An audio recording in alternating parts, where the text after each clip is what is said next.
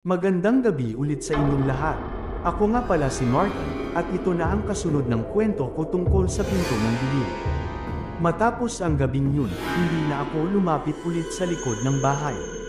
Pero kahit anong iwas ko, hindi ako tinatantanan ng naririnig kong iyak.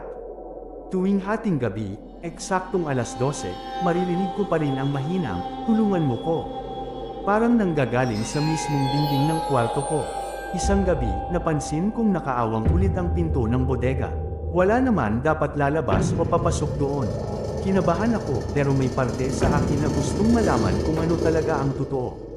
Kaya kinuha ko ang lampara ni Lolo, at dahan-dahan akong lumapit. Pagbukas ko ng pinto, malamig ang hangin, parang galing sa ilalim ng lupa. Tapos, sa liwanag ng lampara nakita ko sa sahig ang isang lumang litrato. Babae, nakaputing bestida, nakatingin sa kamera, pero walang mata. Napaatras ako, pero bago ko pa maisara ang pinto, may narinig akong hagikak. Mahina lang sa una, pero unti-unting lumalakas. Hanggang sa maramdaman kong may malamig na kamay na humawak sa balikat ko. "Bakit mo binuksan?" Mahinang boses, pero malapit sa tenga ko. Paglingon ko, walang tao. Pero yung lampara, biglang namatay. Tumakbo ako pabalik ng bahay. Si Lolo, gising na, hawak ang rosaryo.